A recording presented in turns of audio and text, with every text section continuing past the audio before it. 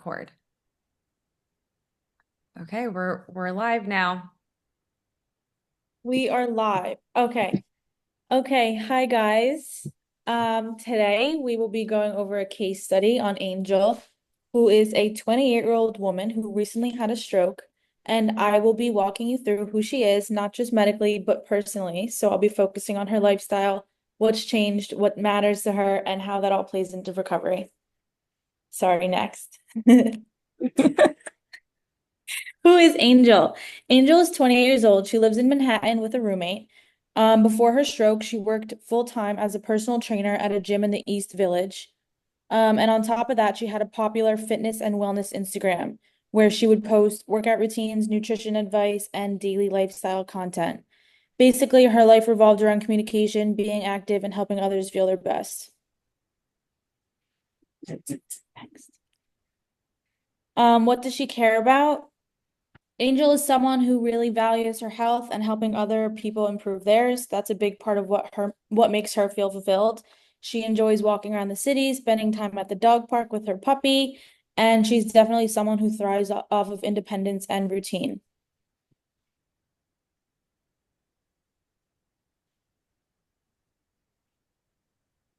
Oh, sorry, I didn't see that you changed.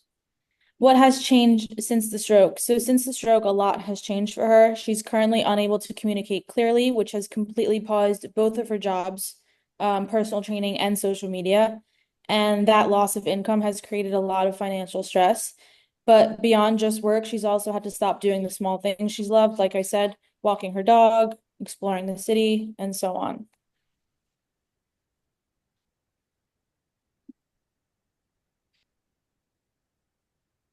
Right now, Angel's biggest focus is getting her speech back so she could return to personal training, and she's hoping to start with one-on-one training since it's less demanding.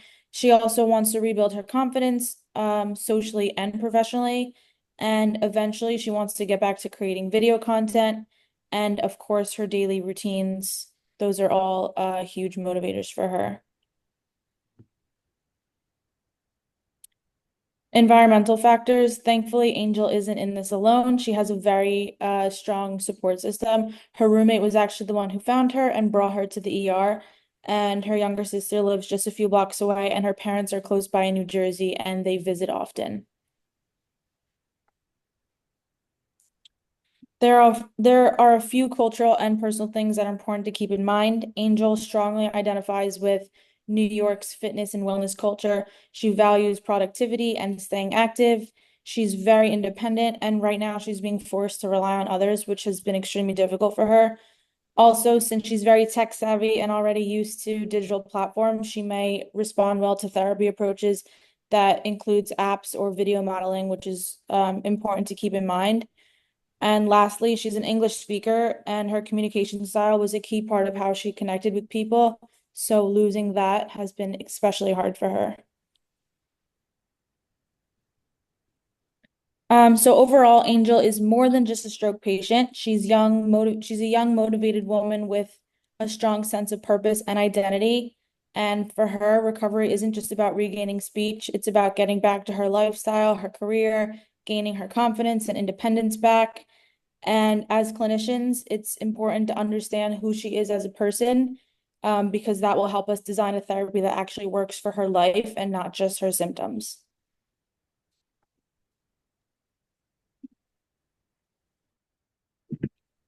Hello. So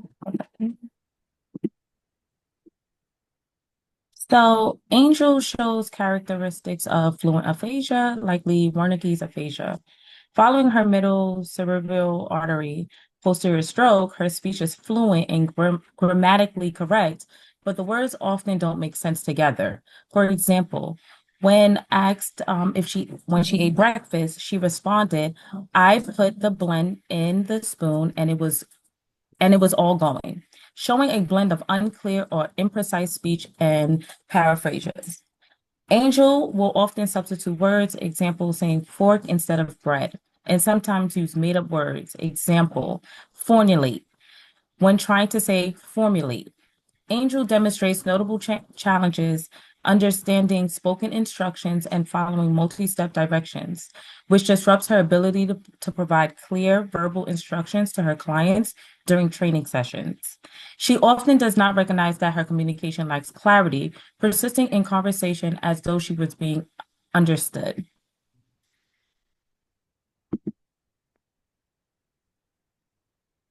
So her description of Angel's communication is fluent, grammatically intact speech that lacks meaning. Frequent paraphrases and neologism. Example, funilate, poor self-awareness of errors, continues conversation despite breakdowns, difficulty understanding verbal input and retaining instructions. So, to better understand Angel's communication profile, formal assessments such as Western Okay. Good.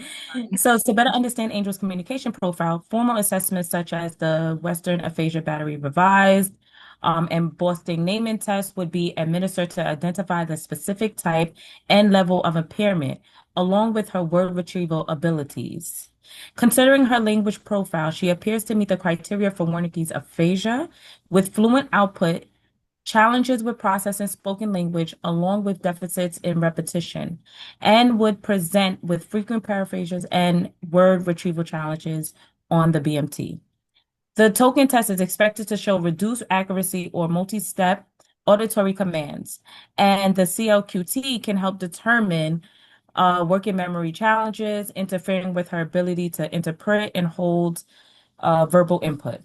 To evaluate her real-world functioning, the ASHA facts or the CADL3 can assist in assessing her communication breakdowns, impact everyday communication, such as providing instructions or producing video content, which she loves to do. So, Angel's real world communication challenges are she has difficulty giving clear step-by-step directions during training sessions. Her context awareness. She's unaware when her message is misunderstood, continues speaking as if understood. Her environmental barriers, noisy gym environments, music, multiple speakers, reduce her ability to comprehend and participate. Um, Open-ended conversations, off-topic or nonsensical responses when asked broad questions, like example, tell me about your day. Functional impact, communication breakdowns affect her ability to coach, socialize, and create instructional content.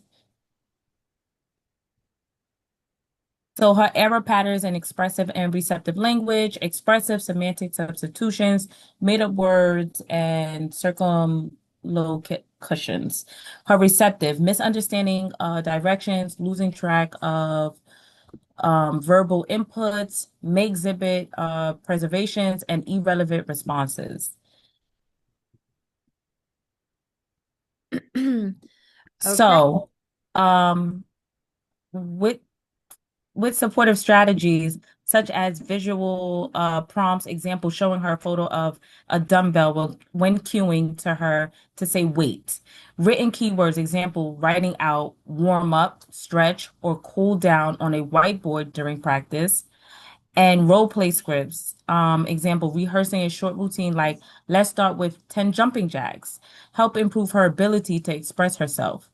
However, open-ended questions like tell me about your day often lead to off-topic or nonsensical responses, and distractions in noisy environments like the gym make it difficult for her to follow directions or partake in conversation, especially when multiple people are talking at the same time or background music is playing.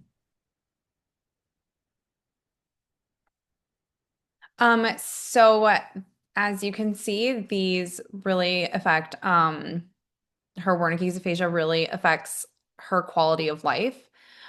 She is significantly impacted by her diagnoses, especially since her identity and her career as a personal trainer and influencer relied heavily on communication. Her quality of life and emotional and practical impacts. She has difficulty with comprehending speech and expressing it. She has a loss of effective communication, and that in turn gives her a loss of her sense of self, which highly relied upon being a fitness instructor and a social media content creator. Her barriers to returning to that type of work have been really challenging. So she has not been able to return to work on content as a social media influencer, which has put a big financial burden on her as she's no longer able to partner with other social media content creators or um, use her sponsorships on her content. She's coming to terms to rely on others for assistance financially right now. And she's exploring her options to be able to continue her content by either collaborating with other fitness instructors or content creators. She has a loss of social identity, so she has completely um, felt withdrawn. She's social, but has complete decreased social activities. She has begun to feel isolated, anxious, and frustrated, which has also resulted in some depression because of the loss of identity and the independence that she once had.